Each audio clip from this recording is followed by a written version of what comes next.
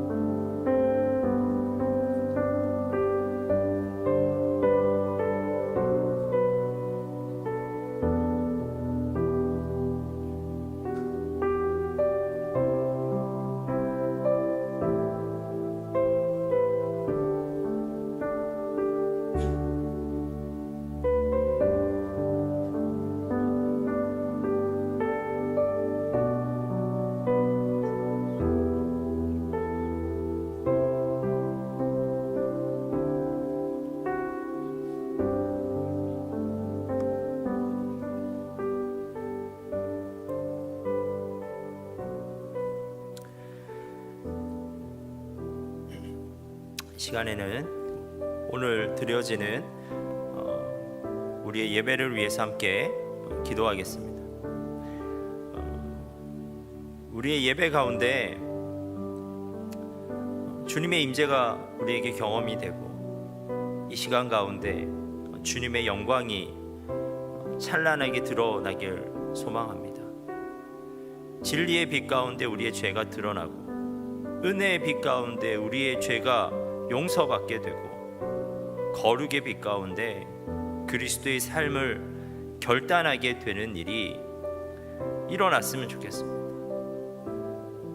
그저 앉았다가 그저 돌아가는 예배가 아니라 우리 마음 가운데 영적인 역동이 일어나고 그리고 그 역동에 반응할 수 있었으면 좋겠습니다.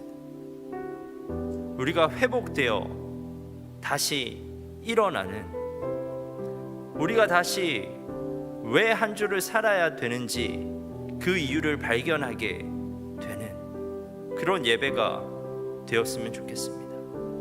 이 시간 우리 예배를 위해서 먼저 나온 우리가 중보하면서 기도하겠습니다.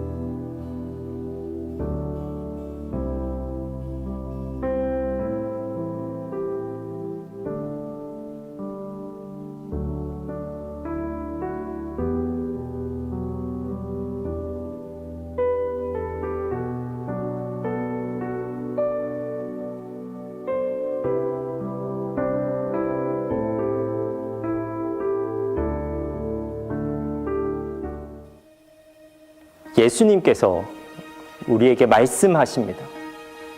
좋은 땅에 뿌려졌다는 것은 그 말씀을 듣고 받아 30배나 60배나 100배의 결실을 하는 자냐. 들을 귀 있는 자는 들으라. 아버지께 참되게 예배하는 자들은 영과 진리로 예배할 때가 오나니 곧 이때라.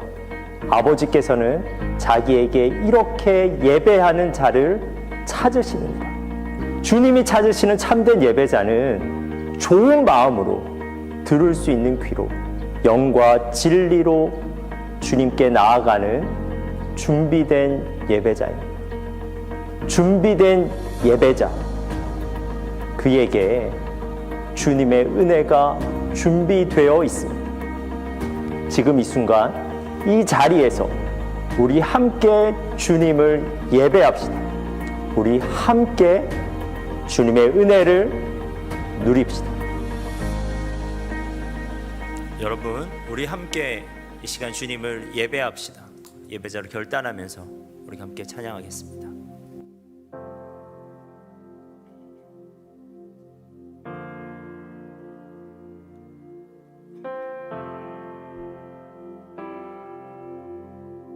함께 찬양하겠습니다. 나는 하나님을 예배하는 예배자입니다.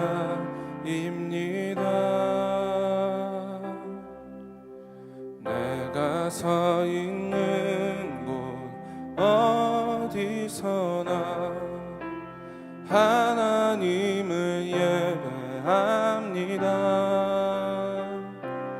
내 영혼 거룩한 은혜를 향하여 내 마음 완전한 하나님 향하여 이곳에서 바로 이 시간 하나님을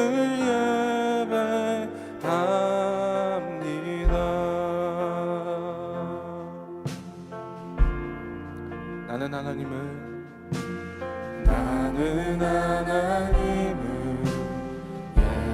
예배하는 예배자입니다.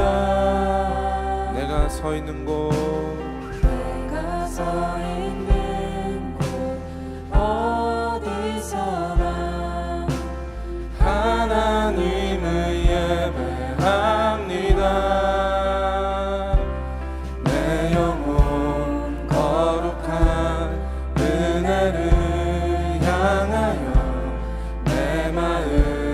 완전한 하나님 향하여 이곳에서 바로 이 시간 하나님을 예배합니다.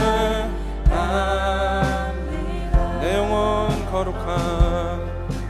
영혼 거룩한 은혜를 향하여 내 마음 완전한 하나님 향하여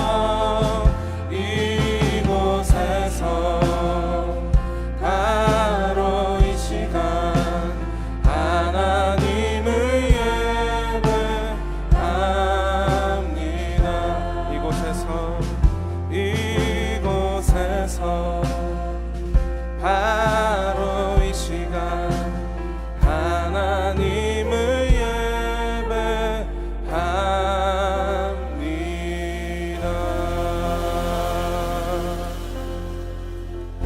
여러분, 이 시간 우리의 예배를 받으시는 분은 누구이십니까?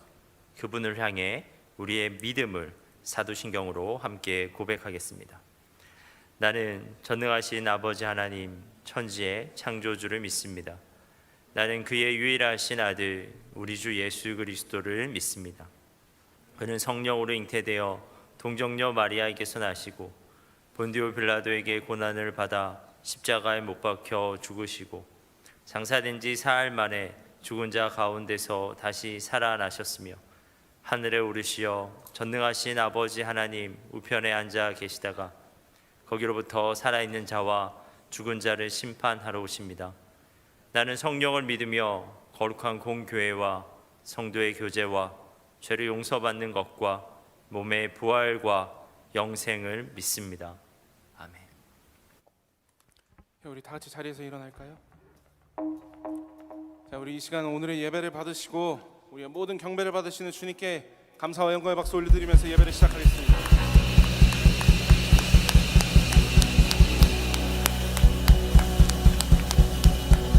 홀로 영광 받으시는 우리 주님께 다시 한번 더 큰 박수로 우리가 함께 주님께 예배하며 나아갑니다. 예.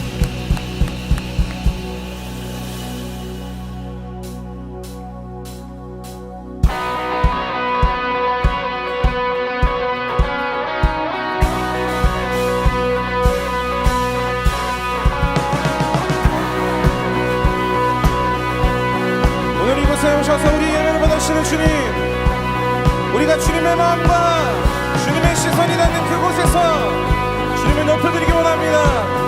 우리가 이런 마음으로 함께 고백하며 나아가겠습니다.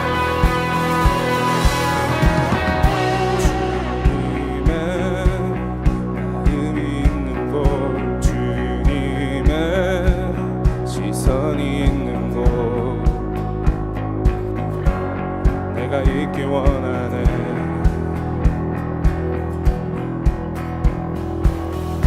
광야에 꽃을 피우시고 사막에 강물을 내치는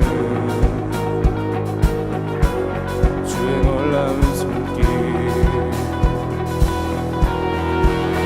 푸른 마르고 시드나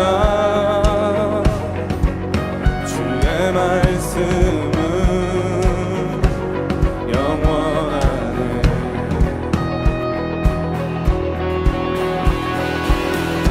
나의 맘 주의 성전이 되어 영원한 주의 말씀을 향해 주의 마음 있는 곳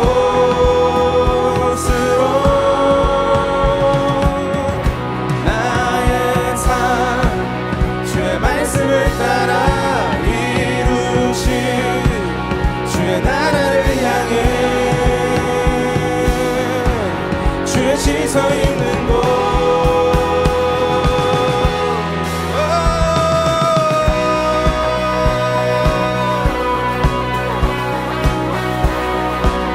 우리 함께 큰 소리로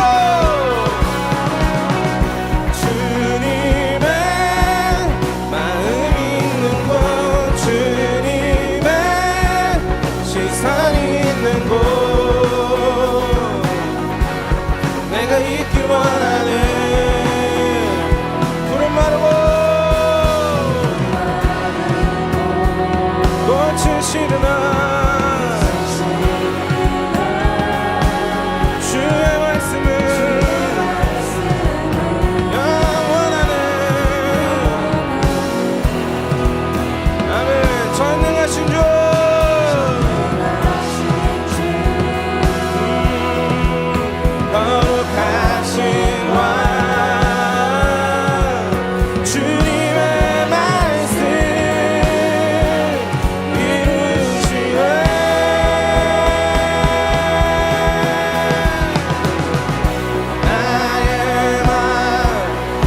성전이 되어 영원한 주의 말씀을 향해 주의 마음 있는 곳으로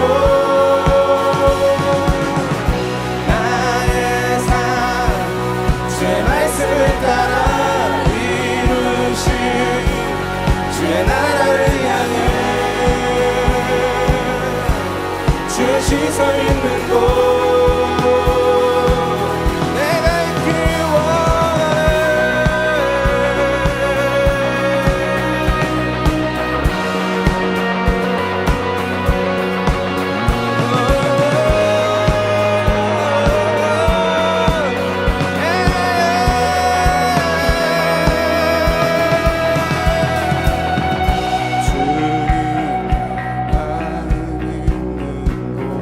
주님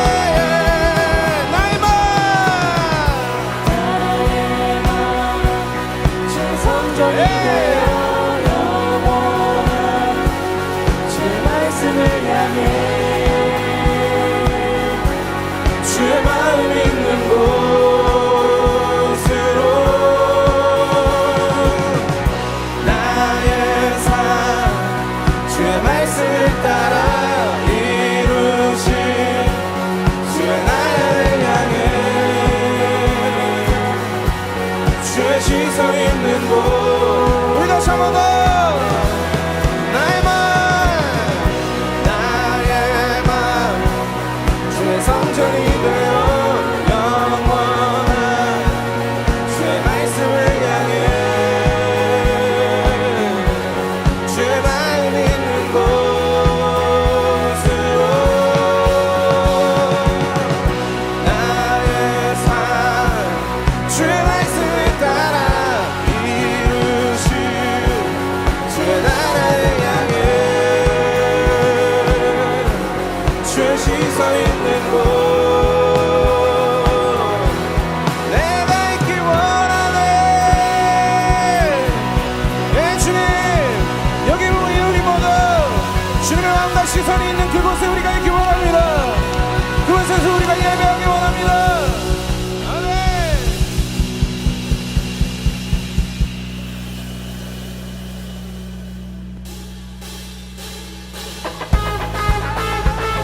이 시간 우리의 신령과 진정으로 주님께 이 고백을 올려드리며 나아갑시다.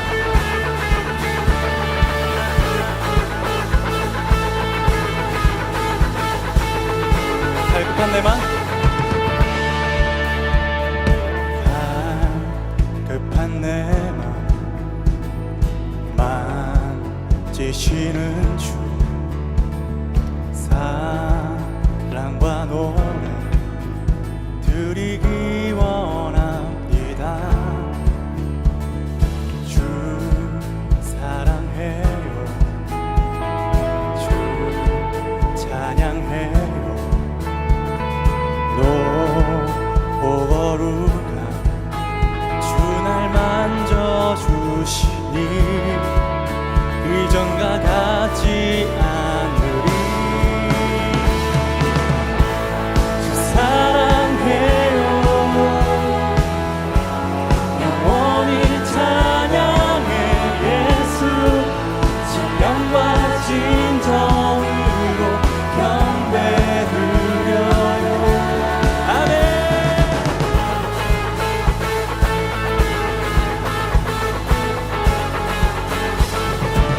매일 주님과 매일 주님과 함께 지내며 주의 부르심 주 마음 알기 원해. 내 모든 보루 주께 속해 믿으십니까? 주의 부르심 주 마음 알기 원해. 내 생명 주께 속해. 주 사랑해요 영원히 찬양해 예수 신령과 진정으로 경배드려요. 주 사랑해요. 주 사랑해요 영원히 찬양해 예수 신령과 진정으로 경배드려요. 우리 믿음의 고백으로 예수 이름 높이 올려드리세. 한 목소리로 소리 높여 모두 외치세.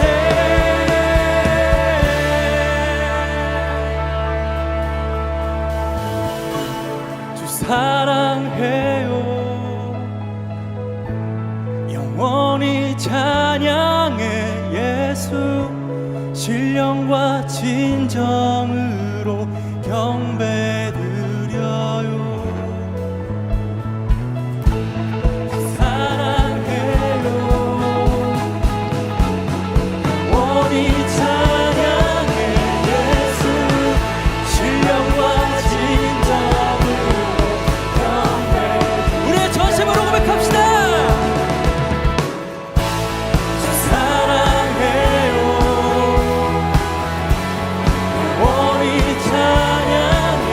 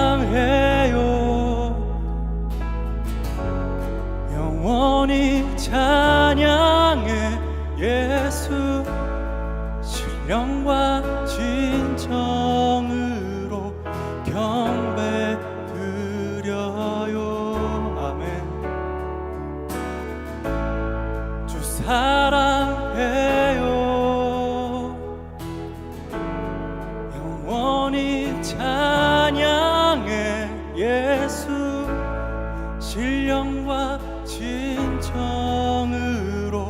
경배 드려요. 우리의 목소리로 고백합시다.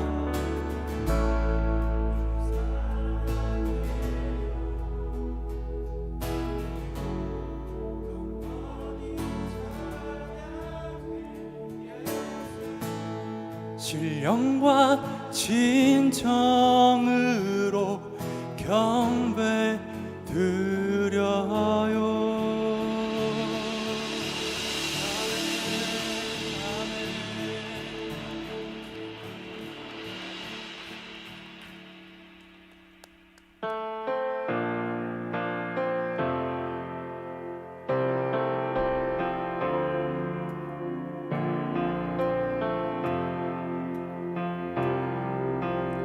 시간 우리 예배를 받으시는 주님께 우리가 신령과 진정을 다하여 주님만을 경배합니다. 주님께 모든 영광과 우리의 송축함을 주님께 드립니다. 함께 고백하겠습니다. 송축해 내 영혼 내 영혼아 거룩하신 이름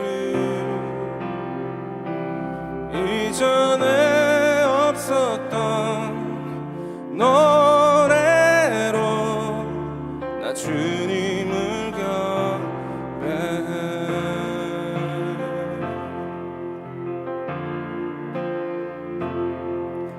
해가 뜨는 새 아침 밝았네. 이제 다시 주님 찬양. 무슨 일이나 어떤 일이 내게 놓여도 저녁이 올 땐 나는 노래해.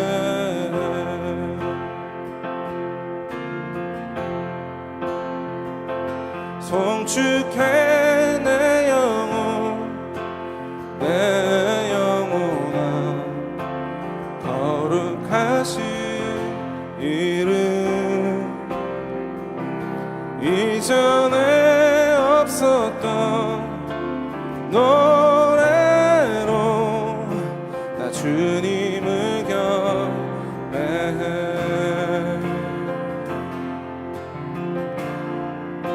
노하기를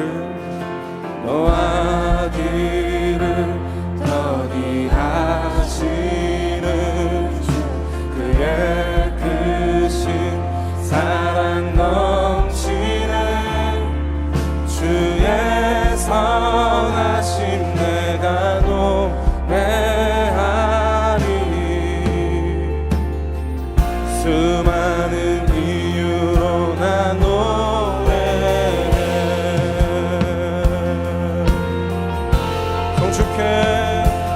송축해 내 영혼 내 영혼아 거룩하신 이름 이전에 없었던 노래로 나 주님을 경배해.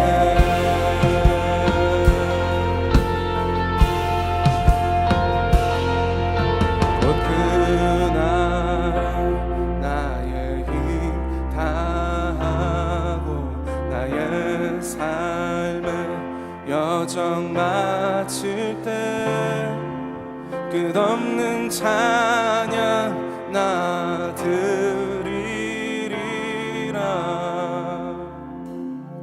수많은 세월 지나 영원히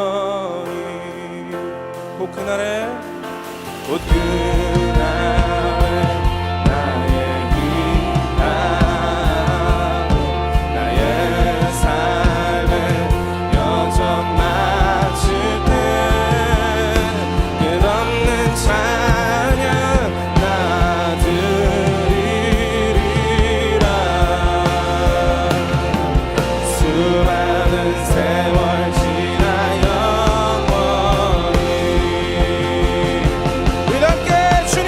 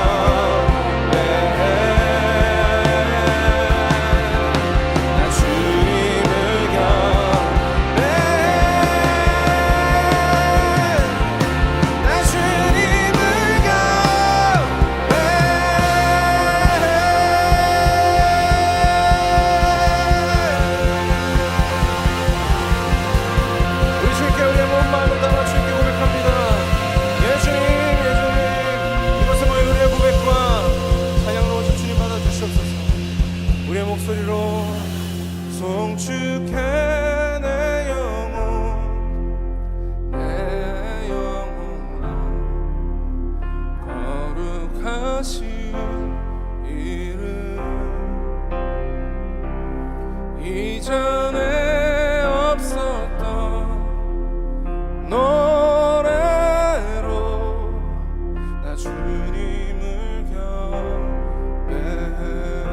우리 마지막으로 한 번 더 송축해 내 영혼 내 영혼아 거룩하신 이름 이전에 없었던 노래로 나 주님을 경배해. 나 주님을 경배해. 나 주님을 경배해.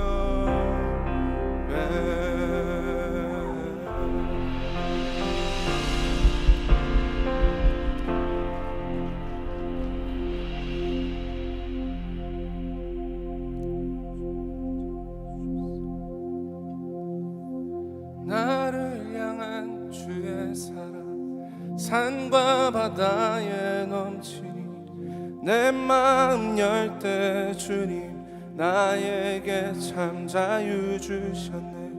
늘 진리 속에 거하며 나의 손을 높이 들고 언제나 주님의 사랑을 노래하리.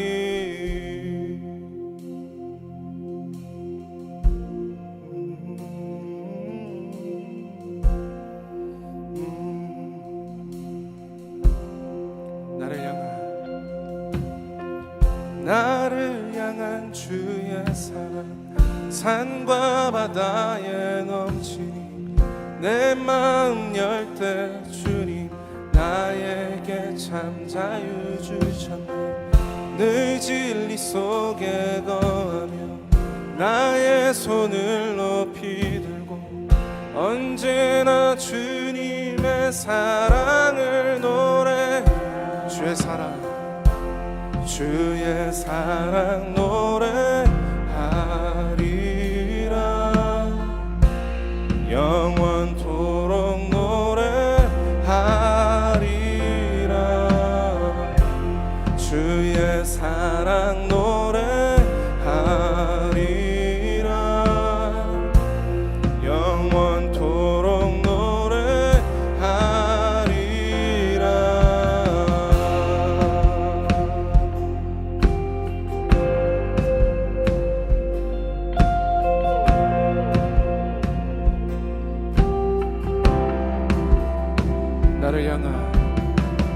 나를 향한 주의 사랑 산과 바다에 넘치니 내 마음 열 때 주님 나에게 참 자유 주셨네.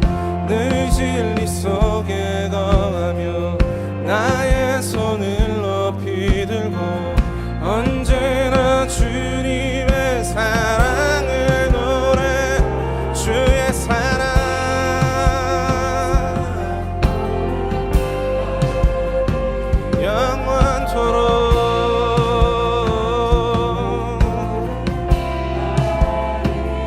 주의 사랑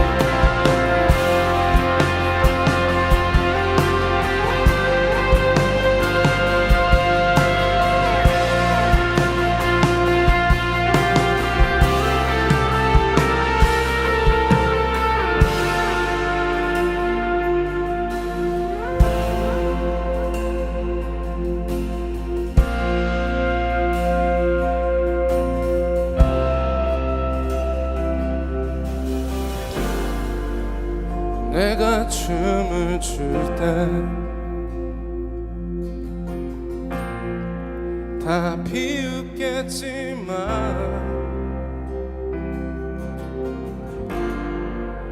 그들도 주 알게 되면 함께 기뻐 춤을 추게 되리.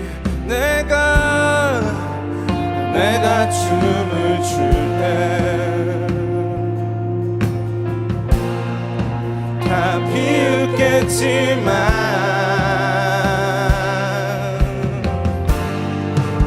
그들도 주 알게 되면 함께 기뻐 춤을 추게 되리.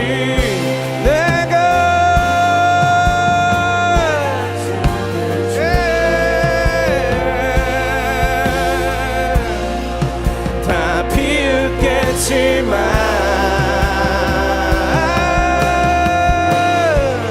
그들도 주 알게 되면 함께 기뻐 춤을 추게 되리.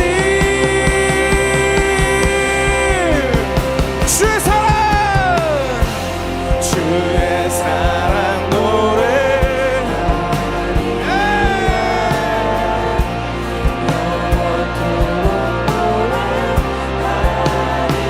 주의 사랑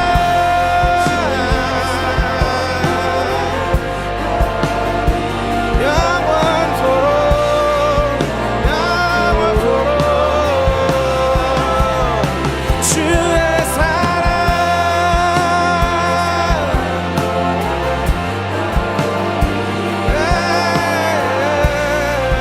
영원토록 노래하리라.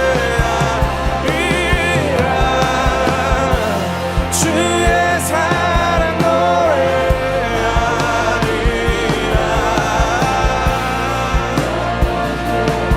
우리 다시 한번 더 주의 사랑 노래하리라.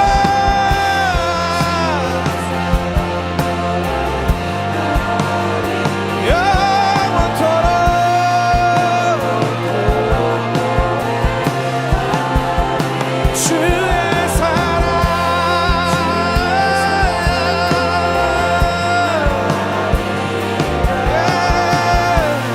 영원토록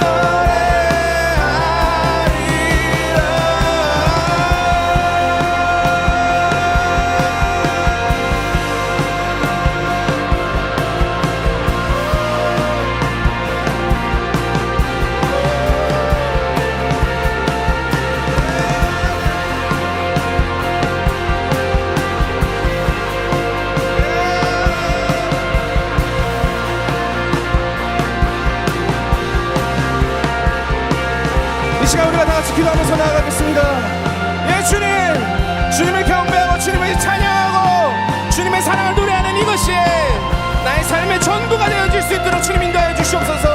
주님, 나의 삶의 일부분이 아니라 나의 삶의 어떤 부분을 떼어서 주님께 드리는 것이 아니라 나의 삶의 전부가 주님의 사랑을 노래하고 주님을 송축하며 주님께 모든 영광을 올려드리는 데 쓰임받을 수 있도록 주님, 나의 삶을 드립니다.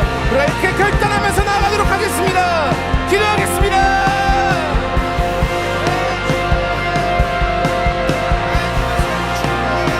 나의 모든 삶을 주께 경배하고 주님을 위해 모든 것을 드리는 하나님 그런 삶이 될 수 있도록 주님 인도해 주십시오. 이 청년의 때뿐만 아니라 하나님 우리의 모든 삶 전부가 주님을 예배하고 송축하는 데에 하나님 그렇게 나의 삶이 드리는 것을 전혀 아깝게 여기지 않도록 주님 우리의 삶을 인도해 주시고 주님 그럴 때마다 우리에게 용기와 하나님 우리의 결단을 주님께서 주관하여 주셔서 그렇게 한 발짝 나아갈 수 있는 힘을 허락하여 주시고 하나님 그렇게 결단하며 나아갈 수 있는 하나님 그런 마음의 동기를 그 시작을 그 한 걸음을 주님께서 인도하여 주시옵소서. 주님, 나의 힘과 결단으로는 그렇게 나아가기가 너무 어렵습니다. 그러나 주님, 그럼에도 불구하고 우리가 고백합니다. 주님만을 원하고 주님만을 찬양하고 주님께 모든 영광 올려드리는 것을 나의 삶의 한 부분으로 여기는 것이 아니라 영원토록 주님을 찬양합니다.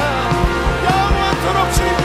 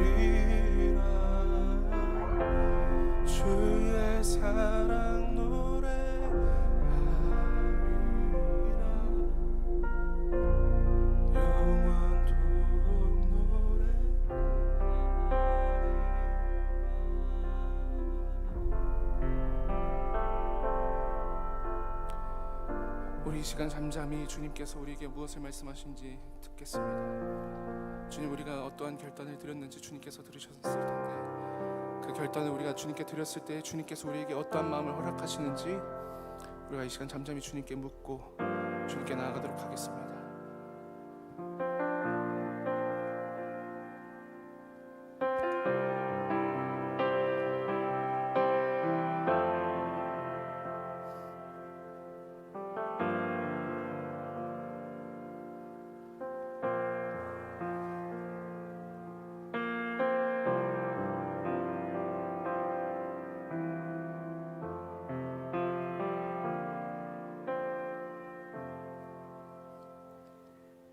우리의 모든 찬송과 존귀와 영광을 받기에 합당하신 하나님, 온 땅과 만물 위에 충만하신 주의 능력과 권능을 찬양합니다.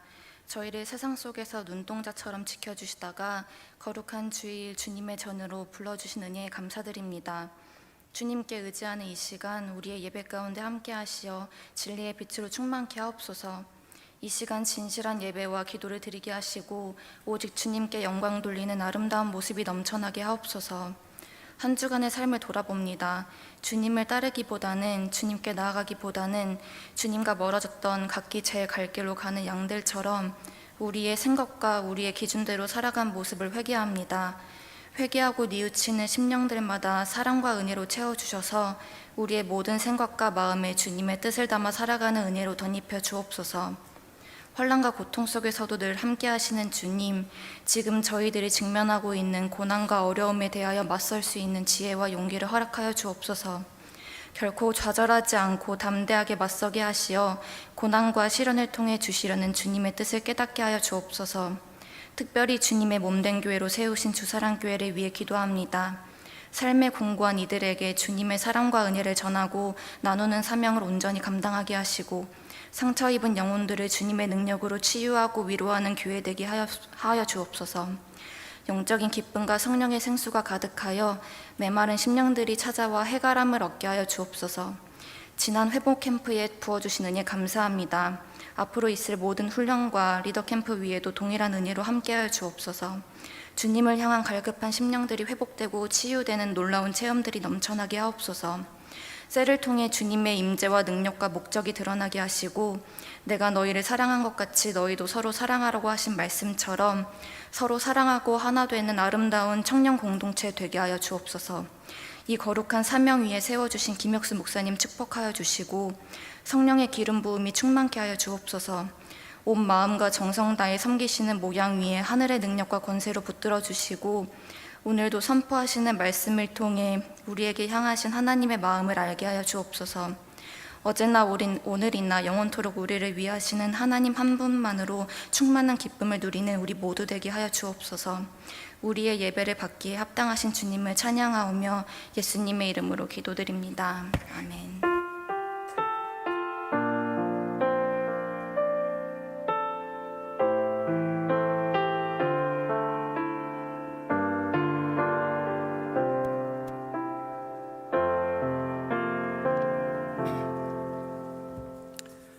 봉헌 찬양하도록 하겠습니다.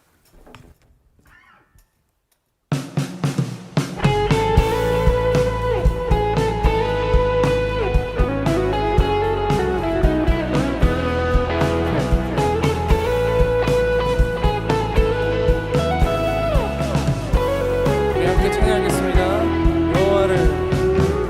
여호와를 즐거이 불러 기쁨으로 주께 나가리.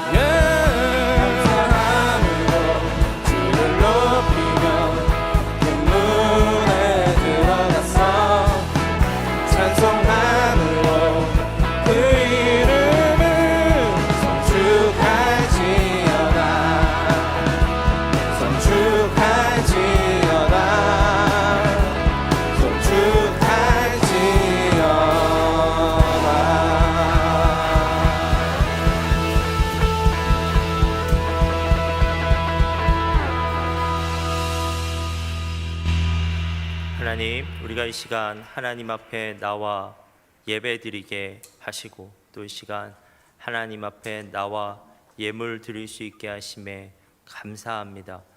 하나님, 우리의 예배와 우리의 예물이 그저 형식에 그치는 것이 아니라 하나님, 정말 우리가 하나님을 아는 지식으로 그리고 하나님을 사랑하는 마음으로 그 모든 것들을 할 수 있게 하옵소서. 우리가 하나님을 사랑하는 마음을 담아 그리고 정말 하나님께서 우리의 진정한 인생의 주인 되신다는 그 지식을 담아 예물을 드리오니 예물에 담긴 우리의 마음을 보시고 우리의 고백을 보시고 이 예물을 기쁘게 받아 주옵소서. 하나님, 예물을 준비하는 것이 그래서 우리가 정말 사랑하는 사람에게 무엇인가 준비할 때 기쁜 것처럼 우리가 하나님을 사랑함으로 이 예물을 준비함이 우리에게 기쁨이 되게 하옵소서. 이 예물을 통해 살아계신 하나님을 더욱 신뢰하게 하시며 정말 우리의 삶 가운데 가장 필요한 것을 아시고 채워주시는 하나님을 더욱 경험하게 하옵소서. 예수님의 이름으로 기도합니다. 아멘. 함께 말씀을 찾도록 하겠습니다. 오늘 말씀은 마가복음 14장 43절에서 52절 말씀입니다.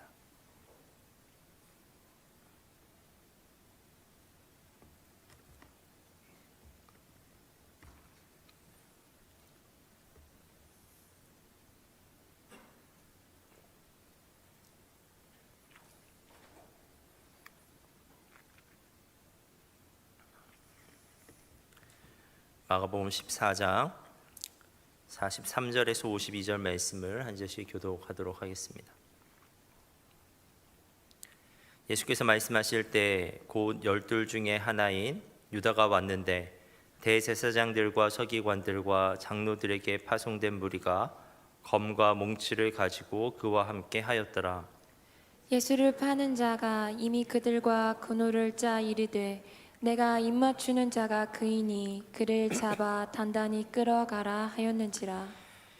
이에 와서 곧 예수께 나와 랍비여 하고 입을 맞추니 그들이 예수께 손을 대어 잡거늘 곁에 서 있는 자 중에 한 사람이 칼을 빼어 대제사장의 종을 쳐 그 귀를 떨어뜨리니라.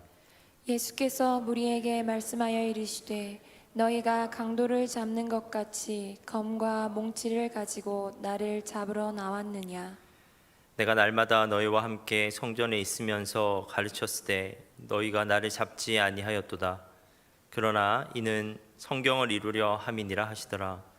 제자들이 다 예수를 버리고 도망하니라. 한 청년이 벗은 몸에 배에 혼이불을 두르고 예수를 따라가다가 무리에게 잡히매 배에 혼이불을 버리고 벗은 몸으로 도망하니라. 아멘.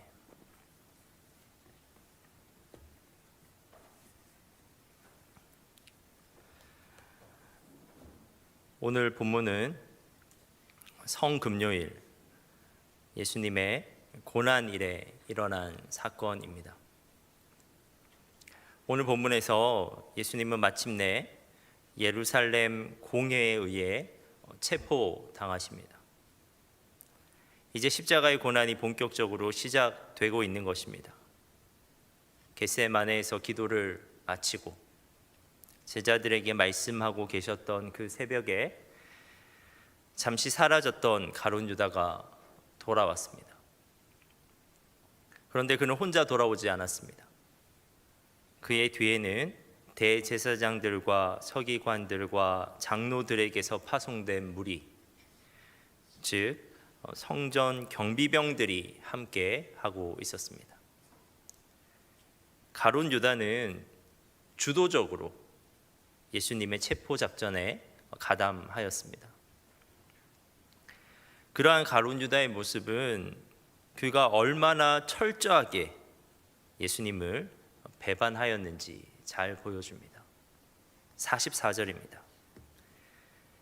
예수를 파는 자가 이미 그들과 군호를 짜 이르되 내가 입맞추는 자가 그이니 그를 잡아 단단히 끌어가라 하였는지라. 가룟 유다는 미리 경비병들과 회의하여서 예수님을 체포 당사자로 지목하는 신호를 입맞춤으로 정하였습니다. 그 당시 유대 사회에서 입맞춤은 사랑과 존경의 표시였습니다. 그런데 가룟 유다는 그러한 입맞춤을 배반의 표시로 사용한 것입니다. 그리고 그는 무장 경비병들에게 예수님을 잡아 단단히 끌어가라고 당부하였습니다. 아마도 그는 예수님이나 제자들이 저항할 것을 예상하고서 그에 대한 대비책을 경비병들에게 미리 일러준 것 같습니다. 그가 세운 체포 계획은 그럴듯해 보이지만 이러한 계획은 그가 예수님을 얼마나 잘못 이해하고 있었는지를 다시 한번 잘 보여주는 것입니다. 여러분, 그 밤 겟세마네의 밤을 한번 떠올려 보겠습니다. 모두가 흥분 상태에 있었을 것입니다. 칼과 몽치로 무장하고 예수님을 잡으려고 하는 자들이나 그들을 마주하고 있는 제자들이나 모두 극도의 긴장감을 느끼고 있었을 것입니다. 그때 무장 경비병들이 예수님을 체포하기 위해 그분의 몸에 손을 대자 한 제자는 칼을 빼 휘두르고 맙니다. 그 칼은 대제사장의 종을 향하고 있었고 칼에 맞은 종의 귀가 떨어져 나갔습니다. 요한복음에서는 이렇게 칼을 휘두른 제자가 베드로라고 밝히고 있습니다. 그리고 누가복음에서는 예수님이 칼을 휘두른 제자를 꾸짖으셨고 그 종의 귀를 만져 낫게 하셨다고 기록하고 있습니다. 이러한 행동으로 예수님께서는 경비병들의 체포 시도에 대해 저항할 의사가 없음을 밝히신 것입니다. 예수님께서는 결국 체포되셨습니다. 그리고 제자들은 예수님께서 체포되시자 그때부터 도망치기 시작했습니다. 한 명도 예수님 곁에 남아 있으려고 하는 자가 없었습니다. 제자들은 모두 예수님을 버렸고 달려서 도망하였습니다. 50절입니다. 제자들이 다 예수를 버리고 도망하니라. 저는 이 장면을 묵상하면서 이러한 질문을 저 자신에게 던져 보았습니다. 내가 예수님의 제자였다면 예수님께서 체포되는 현장에서 어떻게 행동하였을까? 여러분도 이 시간 한번 생각해 보시기 바랍니다. 여러분이 예수님의 제자였다면 여러분은 그 현장에서 어떻게 행동하셨을까요? 아마 우리도 도망쳤겠죠. 그렇다면 이러한 질문에 답해 보는 것은 어떨까요? 예수님께서는 그 현장에서 제자들이 어떻게 행동하길 원하셨을까요? 먼저 예수님께서는 제자들의 무력 저항을 원하지 않았다는 것은 우리가 이미 확인하였습니다. 마태복음 26장을 보면 예수님께서 칼을 사용한 베드로를 꾸짖으시면서 말씀하셨습니다. 예수님께서는 베드로를 향해 네 칼을 도로 칼집에 꽂으라라고 하셨고 칼을 가지는 자는 다 칼로 망하느니라라고 하셨습니다.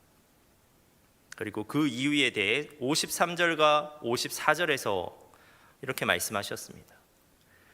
너는 내가 내 아버지께 구하여 지금 12군단 더 되는 천사를 보내시게 할 수 없는 줄로 아느냐? 내가 만일 그렇게 하면 이런 일이 있으리라 한 성경이 어떻게 이루어지겠느냐 하시더라. 폭력은 처음부터 예수님의 방법이 아니었습니다. 만약에 그럴 생각이 있으셨다면 지금 몇 자루 칼을 가진 제자들이 아니라 하늘의 군대에 명령하셨을 것입니다. 하지만 그렇게 물리적인 힘으로 이기는 것은 그분이 세상에 오신 목적에 반하는 것으로서 오히려 궁극적으로는 패배하는 것이었습니다. 그분의 목적은 이 세상을 물리적인 힘으로 정복하는 것이 아니었습니다.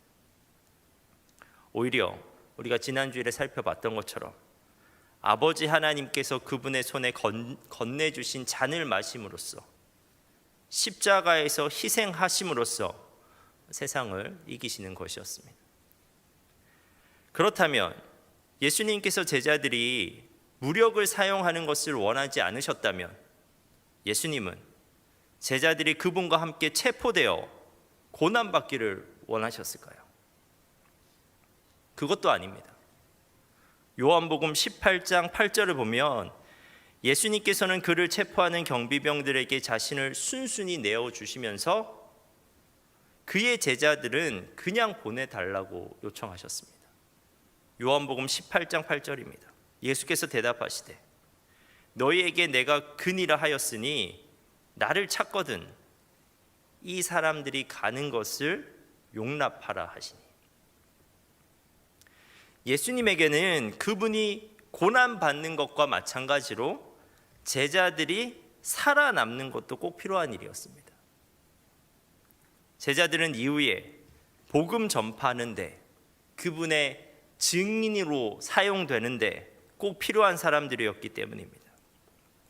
그러므로 그들이 불필요하게 위험에 노출되어 죽임을 당하게 되는 것도 예수님께서 결코 원하시는 일이 아니었습니다. 그렇다면 예수님께서 제자들에게 바라셨던 것은 어떠한 모습일까요? 단순히 제자들이 도망갔다는 것 자체가 문제가 되는 것이 아닙니다. 그들은 그 상황에서 분명 몸을 피해야 할 필요가 있었습니다. 하지만 제자들이 예수님을 떠나는 모습에는 믿음이라고는 찾아볼 수가 없는 겁니다. 만일 그들이 예수님에 대한 올바른 믿음이 있었다면, 그들이 예수님께서 이때까지 하셨던 그 말씀을 믿고 있었다면 그들은 몸을 피하되 그러한 모습으로 예수님을 버리고 도망치지는 않았을 것입니다. 제자들은 예수님께서 체포당하는 이 장면을 도무지 믿음의 눈으로 보지 못하고 있는 것입니다. 참 놀라운 것은 제자들이 예수님께서 붙잡히실 것이라는 것을 바로 직전까지도 전혀 예상하지 못했다는 겁니다.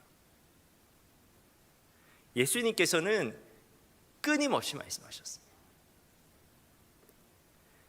예루살렘으로 올라오는 여행길 위에서 몇 번이나 자신의 죽음과 순환과 부활에 대해서 말씀하셨습니다.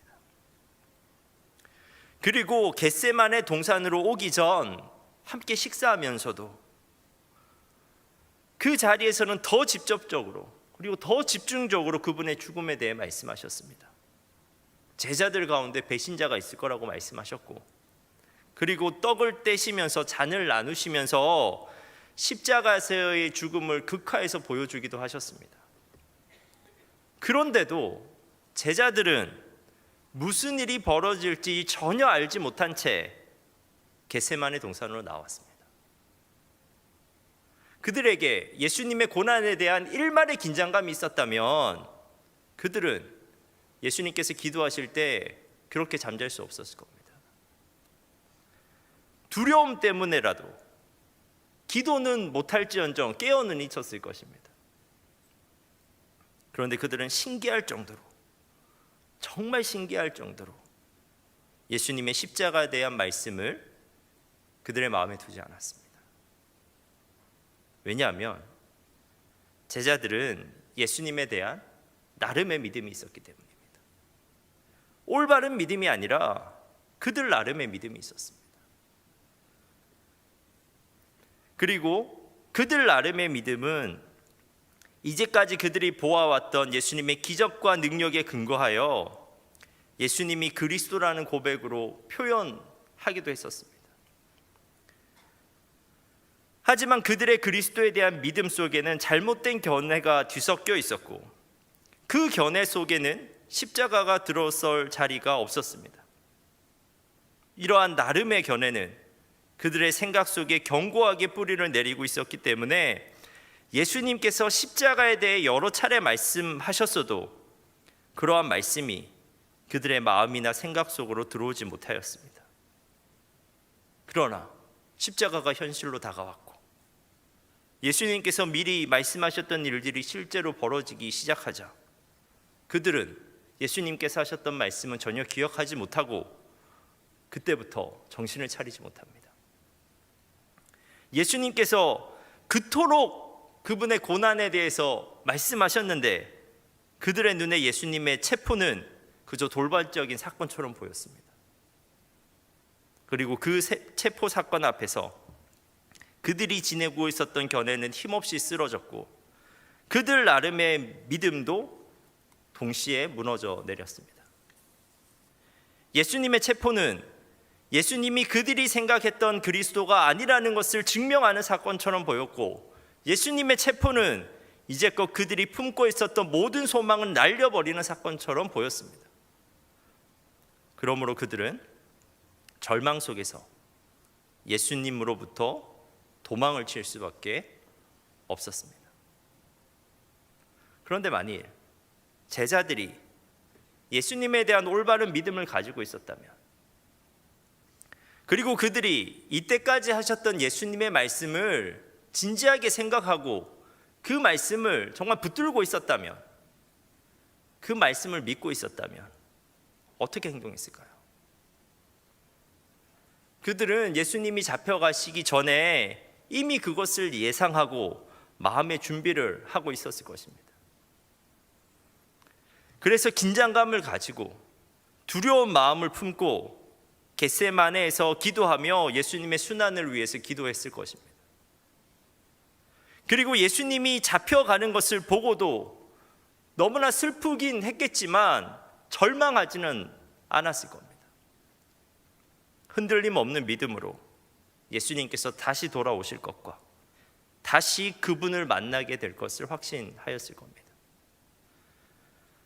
그리고 비록 그 당시에는 몸을 피하였겠지만 두려운 마음이 가라앉았을 때 잡혀가신 예수님을 따라가 보기도 했을 거고, 아니면 그 예수님의 고통 장면을 도무지 보지 못해서 그의 거처로 조용히 물러가 있기도 하였을 것입니다.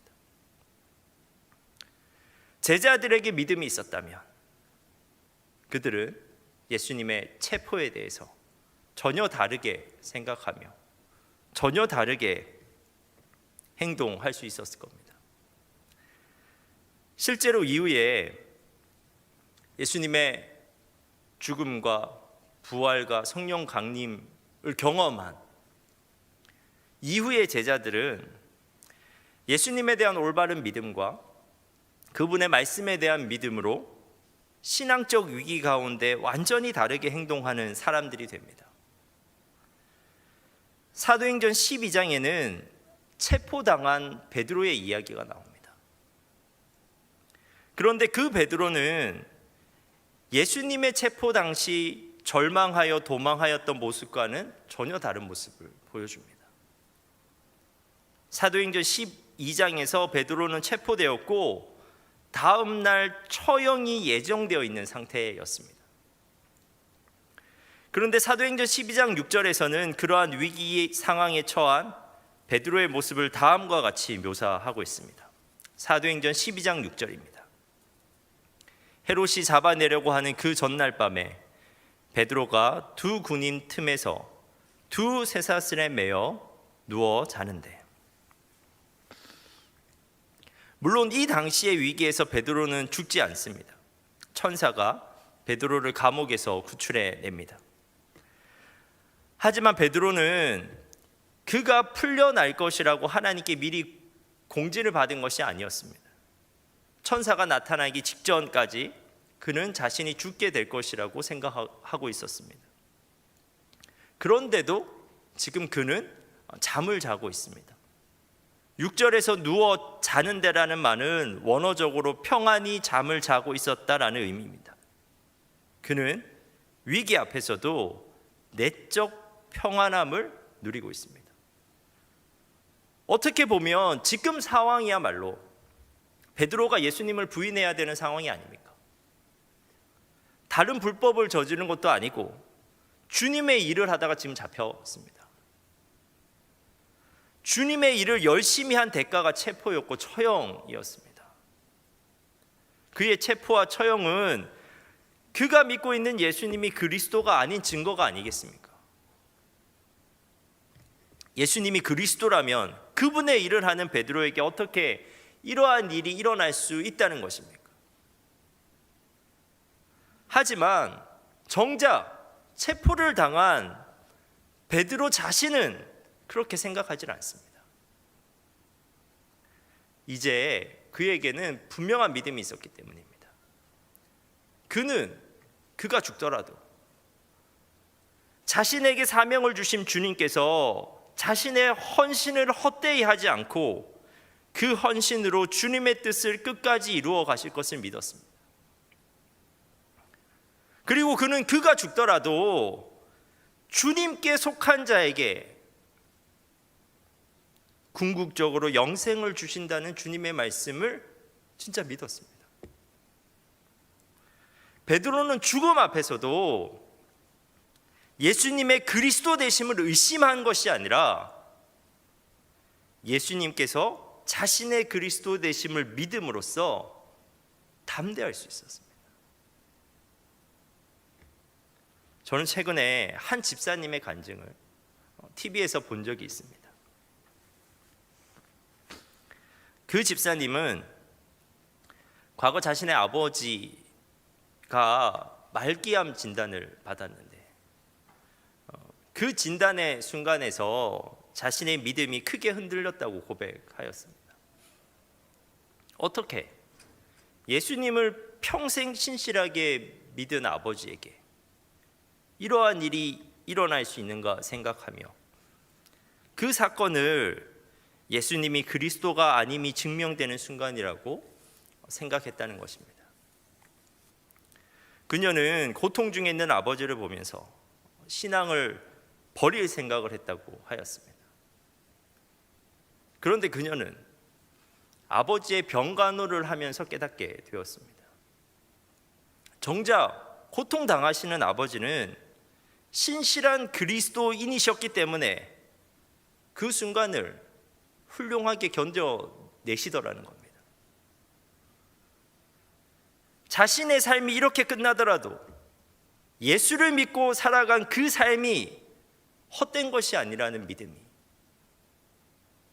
자신의 삶이 이렇게 끝나더라도 그것은 또 다른 삶, 천국에서의 삶의 시작이라는 그 믿음이 끝까지 가족들에게 웃으며 작별할 수 있는 마음의 여유를 만들어내더라는 것입니다.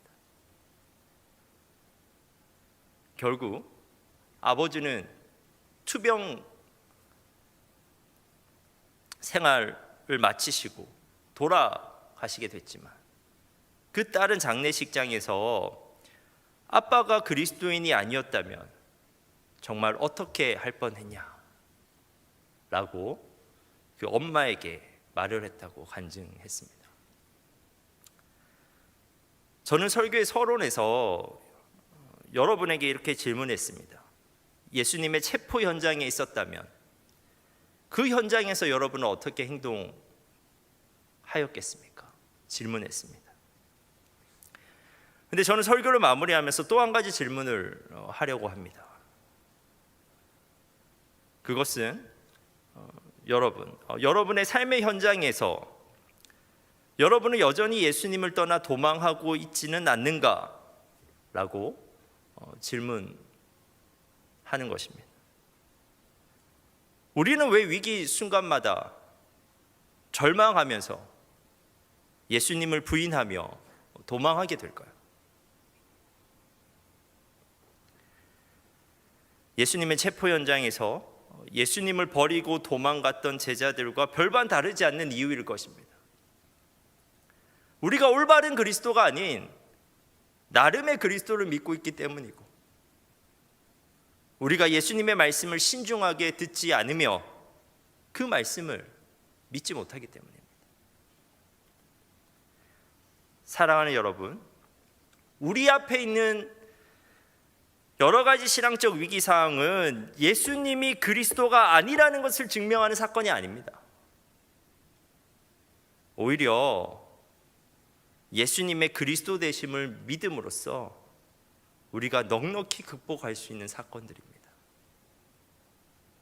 그 상황 앞에서 섣불리 절망하여 예수님을 버리고 도망하는 것이 아니라 우리는 그 순간 이미 우리에게 하신 예수님의 말씀을 떠올릴 수 있어야 합니다. 그리고 우리는 그 말씀을 신뢰하며 그 말씀의 약속을 붙잡을 수 있어야 합니다. 여러분, 예수님을 올바로 믿음으로써, 그분의 말씀을 굳게 믿음으로써 승리할 수 있는 여러분 되시길 바랍니다. 기도하겠습니다.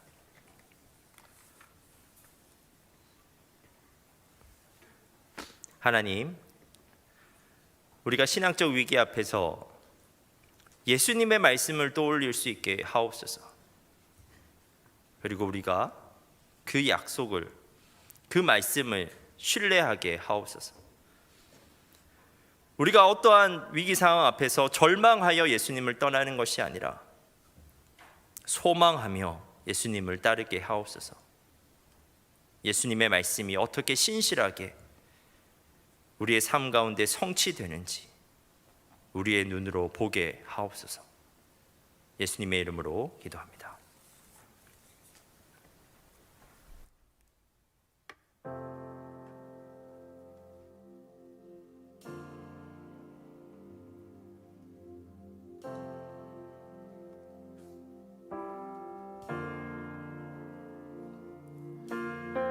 세상은 들리고 사람들은 변하여도 나는 주를 섬기리.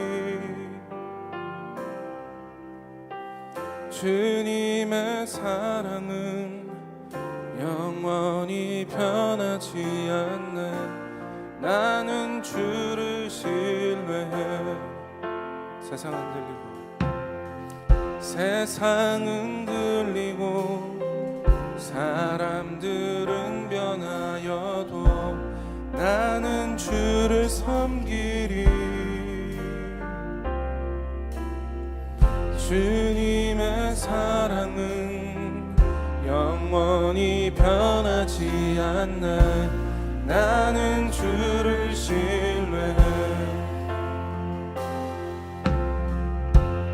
오직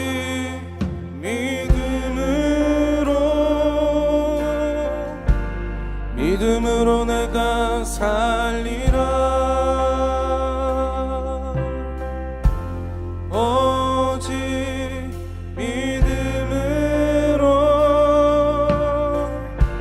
믿음으로 내가 살리라.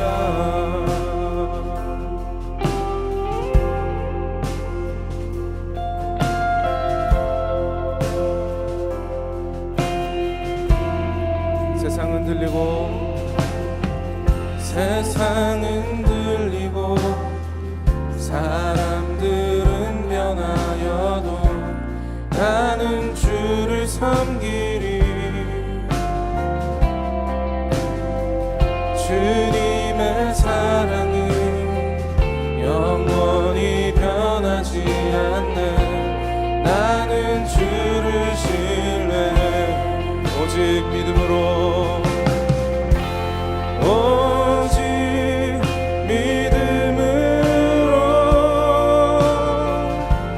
믿음으로 내가 살리라.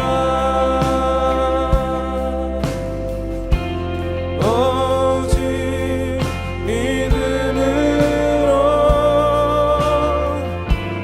믿음으로 내가 살리라. 우리 다시 한 번 더 찬양하실 때는 우리 자리에서 일어나서 찬양할까요? 우리의 결단을 담아 고백하겠습니다. 믿음은 들리고 믿음은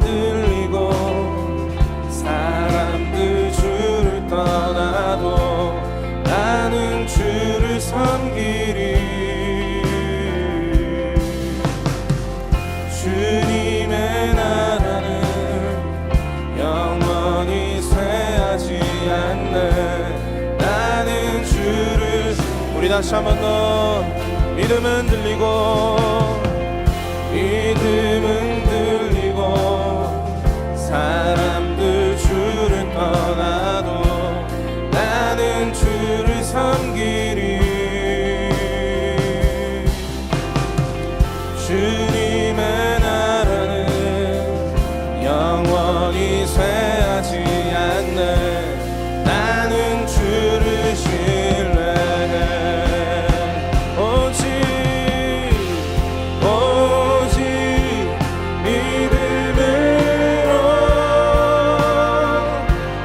믿음으로 내가 살리라. 오직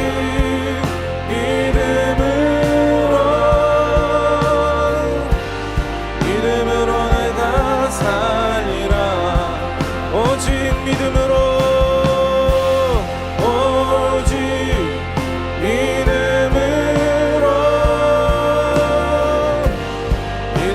내가 살리라.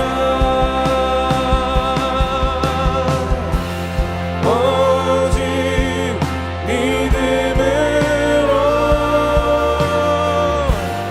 믿음으로 내가 살리라.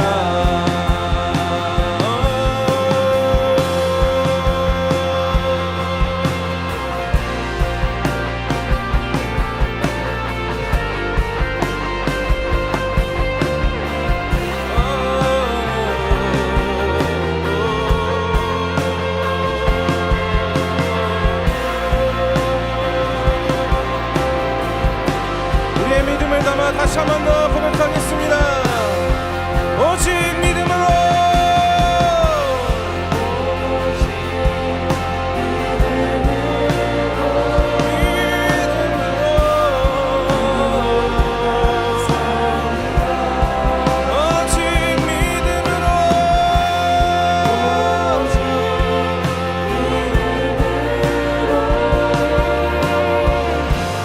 믿음으로 내가 살리라. 오직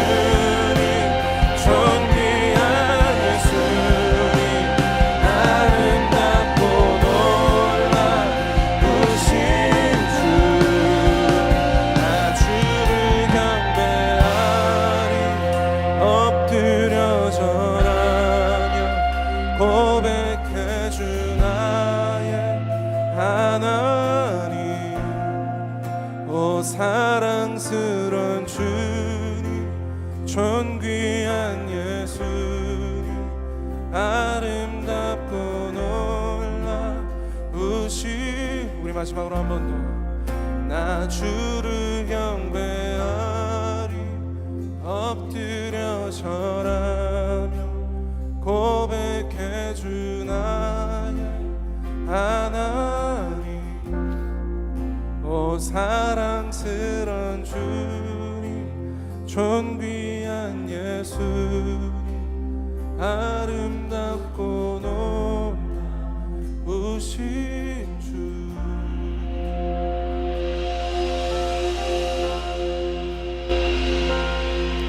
우리가 정말 예수님이 어떠한 분이신지 아는데도 우리가 그렇게 쉽게 예수님을 부인하며 그분을 떠날 수 있겠습니까?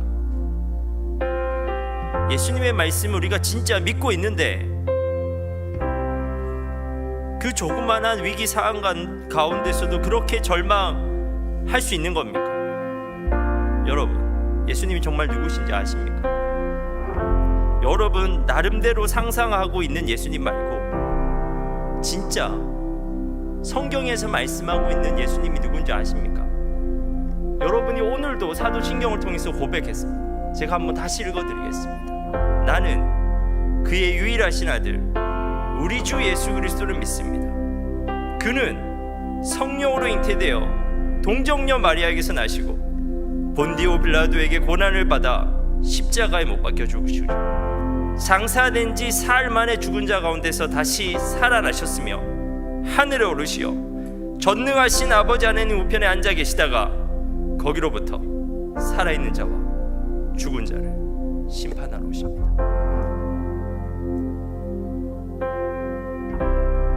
우리가 믿고 있는 예수님은 아버지 하나님 우편에서 이 우주를 통치하고 계신 통치자이십니다.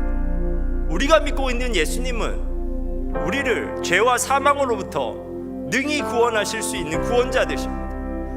우리가 믿고 있는 예수님은 마지막 그때 우리를 심판하실 수 있는 심판주 되십니다. 여러분, 그분을 정말 아십니까? 그런데도 그렇게 쉽게 우리의 일상에서 그분을 부인하면서 살아갈 수 있는 겁니까? 여러분, 그분의 말씀이 우리에게 약속하고 있는 것이 얼마나 대단한 것인지 아십니까? 그것이 영생이요, 하나님 나라요, 우리의 자아와 공동체 회복입니다.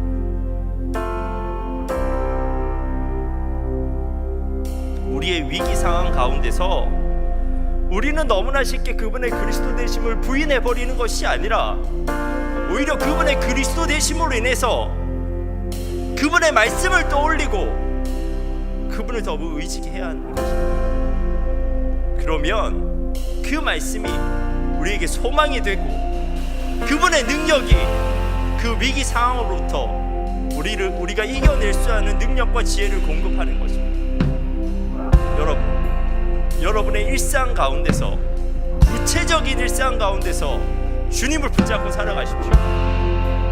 여러분의 구체적인 위기 상황 가운데서 말씀을 붙잡고 살아가십시오. 그래서 같은 상황 가운데서 똑같이 절망하는 것이 아니라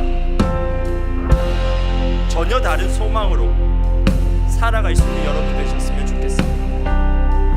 우리가 이 시간 결단하면서 기도하겠습니다. 주님, 우리의 구체적인 일상 가운데서 예수님의 그리스도 되심을 인정하면서 살아가는 우리가 되게 하여 주옵소서. 주님의 말씀을 떠올리게 하시고 그 말씀의 약속을 붙잡고 우리가 소망을 품고 살아갈 수 있도록 주님 도와주옵소서.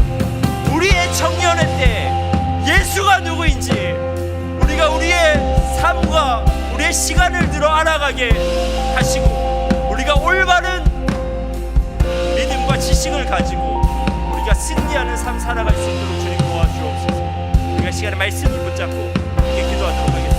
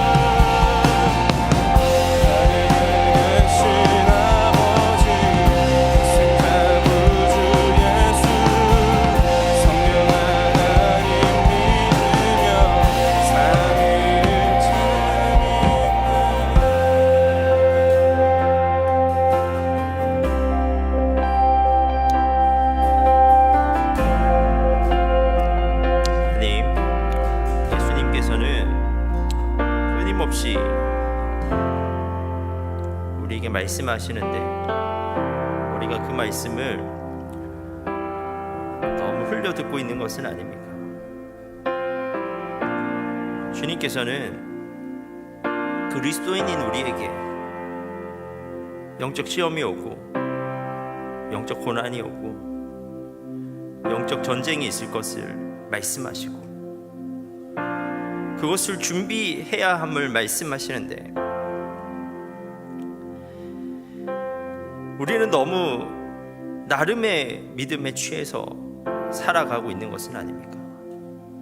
그래서 시험이 오고 고난이 오고 영적 전쟁이 우리의 상황 가운데서 일어나면 오히려 예수 믿는 삶이 어떻게 이럴 수 있냐며 그분을 따르는 것을 너무 쉽게 포기해버리는 것은 아닙니까?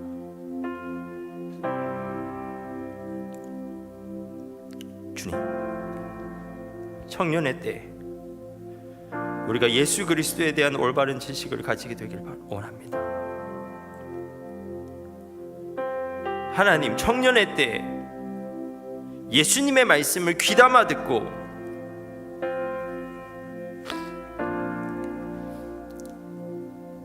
그 말씀을 붙잡고 살아가길 원합니다. 그래서 어떠한 시험이 오나 어떠한 고난이 오나 어떠한 영적 전쟁이 일어나더라도 오히려 예수님의 그리스도 되심을 믿고 주님의 말씀을 기억하여 우리가 그 말씀으로 승리할 수 있는 우리 청년들이 되길 원합니다. 우리가 올바른 믿음을 가진 그리고 주님의 말씀을 굳게 붙잡을 수 있는 진짜 그리스도인 되게 하옵소서.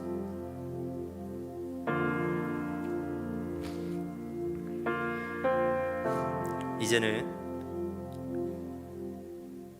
우리 주 예수 그리스도의 은혜와 하나님의 풍성하신 사랑과 성령의 교통하심이 어떠한 상황 가운데서도 예수님의 말씀을 믿음으로 예수님의 그리스도 되심을 믿음으로 승리하길 소망하는 여기에 모인 모든 성도들 위해 영원토록 함께 하시기를 간절히 축원합니다.